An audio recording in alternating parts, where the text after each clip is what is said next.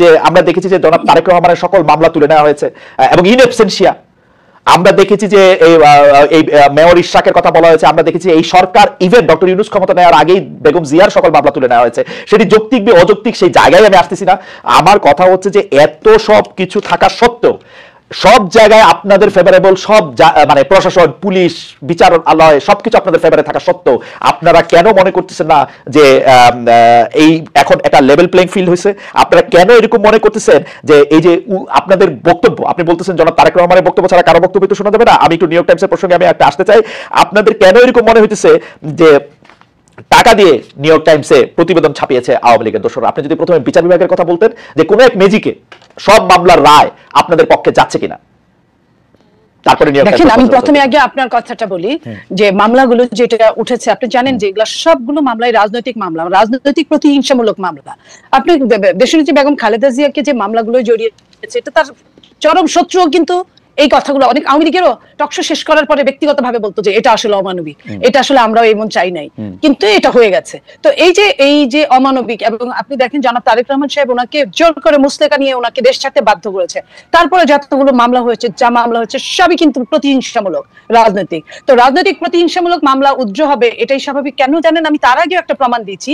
আজকের যে প্রধান উপদেষ্টা আছেন ওনার মামলাগুলো কিন্তু তারও আগে সবগুলো হাওয়া হয়ে গেছে। যেভাবে শেখ হাসিনা ক্ষমতায় আসার পরে আপনি জানেন যে ১/১১ পরে দেশনেত্রী বেগম খালেদা জিয়ার উপরে ১/১১ প্রয়োগ করা সত্ত্বেও তাকে কিন্তু মামলা দিতে পারে নাই তৎকালীন অনির্বাচিত সরকার। কারণ এই মামলাটাও, যে মামলাটা যে আরফানেজ নিয়ে হয়েছিল সেটাও কিন্তু তারা চার্জশিট দিতে পারে নাই, বিধায় খারিজ হয়ে গিয়েছিল মামলাটা, কারণ কোনো তথ্য উপাত্ত কিছুই ছিল না। এটা আবার পরবর্তীতে আওয়ামী লীগ ক্ষমতায় আসার পরে আওয়ামী লীগ এটা ব্যক্তি কুন্দলে, ব্যক্তি আক্রোশে এই কাজগুলো করেছে। তো এই যে এই জায়গায় যদি আইন প্রণয়ন করেছেন এক সময়, আমি আপনাকে একটা ছোট্ট জিনিস বলি, যদি আপনি রাজনৈতিক মামলা বা কি কারণে মামলা উঠেছে, আমি চলো তারেক রহমানের মামলার কথাই ধরি, ওই মামলাটা আসলে কি কারণে হয়েছে? 21 আগস্টে গ্রেনেড হামলায় তার সাথে সংশ্লিষ্টতা ছিল কি ছিল না, কোন একটা দুর্নীতির সঙ্গে তার সাথে সংশ্লিষ্টতা ছিল কি ছিল না, সেই মামলাটা যদি আপনার তুলতেও হয় আপনার পেপার বুক পড়তে একটা সময় লাগবে, আপনাকে বলতে হবে, কারণ এটা একটা কম্পিটিটিভ কোর্ট। আপা সময় নিয়েছে, আপনি বলতে চান কয়দিন হিয়ারিং হয়েছে? উনি ইন অ্যাবসেন্সিয়া কেন ছিলেন? এর আগে উনি ইন অ্যাবসেন্সিয়া ছিলেন কারণ তিনি ভোটার ছিলেন যে কোর্টে তার বিরুদ্ধে, এখন তিনি উপস্থিত হন নাই কেন? কয়দিন সময় নিয়েছে? 8টা মামলার পেপার বুক কতগুলি বড় আপনি জানেন আপা? আমি আপনাকে এই কথাটা বলছি, আপনিও জানেন যে যত কঠিন মামলাই হোক না কেন, মামলা কিন্তু তার মেরিট যদি না থাকে মামলা টিকে না। মেরিটটা যাচাই করার জন্য তো সময় লাগে আপা। এটা তো মেরিট যাচাইয়ের উপরে মামলা উঠে না, এটা পারসেপশনের উপরে মামলা উঠছে, পারসেপশনের উপরে মামলা উঠছে। খারিজ, আমি বলি খারিজ যখন হয়ে গেল মামলাগুলো, তখন কিন্তু বিচারক কিন্তু এই কথাগুলো কিন্তু জাজে বলে গেলেন যে এই কারণে এই মামলাটা টিকলো না।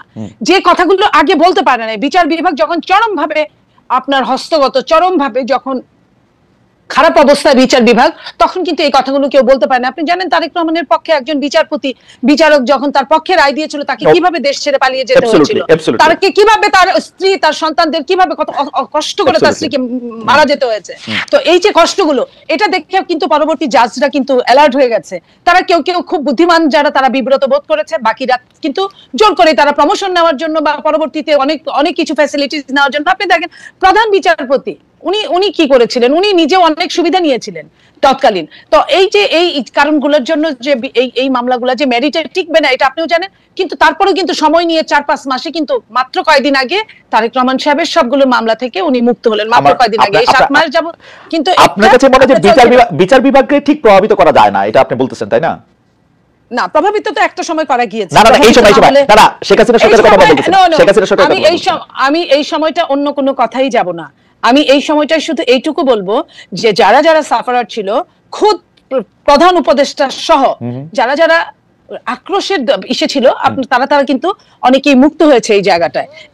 তার মানে যে সম্পূর্ণ প্রভাব মুক্ত বিচার বিভাগ, এটা তার মানে হচ্ছে যে যখন ডক্টর ইউনূসকে মামলা মুক্ত করে তখন ওনারা হচ্ছে প্রভাবযুক্ত, যখন আপনাদেরকে ছেড়ে দেয় তখন হচ্ছে প্রভাব মুক্ত, তাই তো?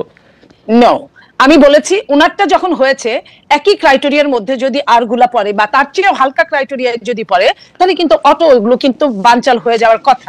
আমি এই কথাটাই বলেছি। আমি তার মানে বলি নাই যে প্রভাবমুক্ত হলে কিন্তু ওনারও সময় নিত, ওনারও মিনিমাম 7 মাস সময় নিত। ওনার কিন্তু 7 মাস সময় নেয় নাই খালেদ ভাই, এটা আপনি একটু খেয়াল করেন। আমি একটু জাবিনের কয়েকটা প্রশ্নের উত্তর দিতে চাই, আপনি যদি একটু সময় দেন। সেটা হলো, জাবিন প্রথমেই বলছে যে তারা ফেসিবাদের জন্য, বিলোপের জন্য মাঠে নেমেছিল, যদিও আপনি প্রতিবাদ করেছেন।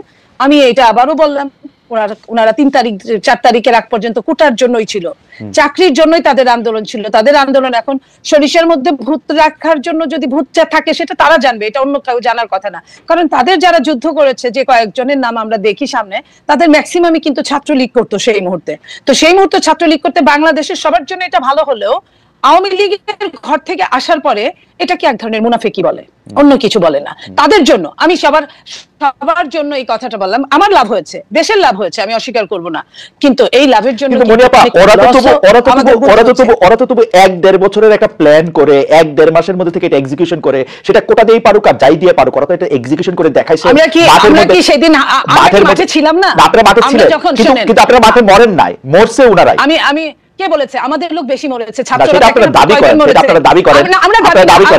আমি বলি প্লিজ, কয়জন ছাত্র শহীদের প্রতি শ্রদ্ধা রেখে কথা বলছি, কয়জন ছাত্র অনেক বেশি, তার চেয়ে অনেক বেশি রিকশাওয়ালা, ভ্যান গাড়ি চালক, দলীয় বিএনপি, অবশ্যই বিএনপি। রিকশাওয়ালা তো বৈষম্য বিরোধীর কথা শুই নাই আসছে, বিএনপির কথা শুনে তো আসে না। কোন বৈষম্য বিরোধী না। শোনেন, যখন আপনি মানবতার জন্য 28 অক্টোবরে তো বাংলাদেশের মানুষ রিকশা চালাইতো, 28 অক্টোবরে তো বাংলাদেশের মানুষ রিকশা চালাইতো, তারা তো আসে নাই। আমি আপনাকে এটাই বলি, এই জন্যই তো মুনাফিক হতে হয়েছে। আমি এখন ওদের পক্ষেই কথা বলছি, কারণ ওরা যদি বিএনপি হয়ে নামতো, ওদের কিন্তু অনেকেই কিন্তু বিএনপি সন্তান, বড় বড় নেতা উপদেষ্টারাও কিন্তু বিএনপি সন্তান। ওরা যদি ওই বিএনপি হয়ে নামতো তাহলে কিন্তু ওদের অবস্থা 14 শিকের মধ্যেই হতো, ওরা নামতে পারতো না। ওদের অনেক রকম প্ল্যান করে, অনেক রকম ভাবে ঘুরে এই কাজগুলো করতে হয়েছে। তো এই কাজগুলো করতে গিয়ে হয়েছে কি, ওরা নিজেদের মধ্যে হারায় গেছে। এই যে মানে মুনাফিকি চরিত্র এখন প্রকাশ পাচ্ছে। একটু ছোট করে বলি যে যখন এটা প্রকাশ পাওয়া গেল, এই সরকার কিন্তু, আমি যত কথাই বলি, 25 জুলাই মানে শেখ হাসিনা সরকার কিন্তু 25-26 জুলাই কিন্তু বুঝে ফেলছে যে এই ছাত্রদের আসলে মূল উদ্দেশ্য কি। যখন মূল উদ্দেশ্য কি, যখন তাকে বুঝে ফেলে, তখন যাদের ক্র্যাকডাউন করতে চাইছে ওরা তো মাঠে দাঁড়াই ছিল, আবার চলে তো যায় নাই। আমরা কিন্তু এই জুলাই আগস্টের আগে বিএনপি কে অসংখ্য বার জিনিসটা কাছাকাছি চলে আসতে দেখছি। আমি আপনাকে বলি, ওরা কিন্তু অনেকেই চলে গেছিল, অনেকেই হাত তুলে ফেলছিল, অনেকেই মুসলেকা দিয়েছিল, কিন্তু ওরা নিজেরাও জানে নাই যে ওরা একটা গ্রুপ চলে যাওয়ার সাথে আরেকটা গ্রুপ নেমে গিয়েছিল। ওরা কাউকে চিনে না, কারণ সমন্বয়কদের একজনের সাথে আরেকজনের কোনো সংশ্লিষ্টতা ছিল না সারা বাংলাদেশের। ওরা যখন হাত তুলে ফেললো, ওরা যখন মুস্তাকা দিল ডিবি অফিসে, তখন কিন্তু আরেক গ্রুপ নেমে গেল। ওরা কিন্তু এটা ওরা জানতো না, ওরা জানেও নাই। সো দ্যাট এটা কিন্তু অনেক প্ল্যান ছিল। এই প্ল্যানের মধ্যে বিএনপি ওয়ান অফ দেম। বিএনপির এই যে ছেলে আজকে এখন যদি ওরা ডাকে, এখন কিন্তু অত ছেলে মেয়ে হয় না। এই তাহলে বাকি ছেলে মেয়েগুলা কারা ছিল এটা নেপথ্যে? আমরা কি করেছি দেখেন, 3 তারিখে আমি নিজে শহীদ মিনারে গিয়েছি। আমি বলি, ঘুরে দেখে আমি দেখি ছাত্র দলের কয়েকটা জায়গায় ছোট ছোট জটলা গুল হয়ে বসে গান গাচ্ছে, বিভিন্ন বক্তৃতা দিচ্ছে এবং দিচ্ছে। আমি পয়েন্টটা এটাই বলতে চাই যে নেপথ্যে ওই যে বলে না যে কারু সিলাই সিন্নি খাইলা মুন্সি চিনলা না, এই মুন্সি চেনার জন্য আমি কথাটা বলছি। দিন যত যাবে তত আরো ক্লিয়ার হবে যে মুন্সিটাকে কারু সিলাই সিন্নিটা হয়েছিল। আমি ওই সিন্নির কথাই বলতে চাচ্ছি। আপনি তো আমাদের প্রশ্ন করে বলেন কারু সিলাই আগেও ছিল, আবার কারু সিলাই সিন্নি মুন্সি কে? বিএনপি। আমি আপনাকে একটা কথা বলি, বিএনপি 15 বছর 15.5 বছর মাঠেই ছিল, মাঠেই আছে। বিএনপি যখন নিজের নামে কখনোই এই সরকারকে ফ্যাসিস্ট, এটা কিন্তু নরমাল কোন সরকার না, একটা ফ্যাসিস্টকে যখন বিএনপি তুলতে পারবে না একা, তখন অন্য যেভাবে আসুক, বলেন না যে মুমূর্ষু রোগীর জন্য সবকিছু হালাল।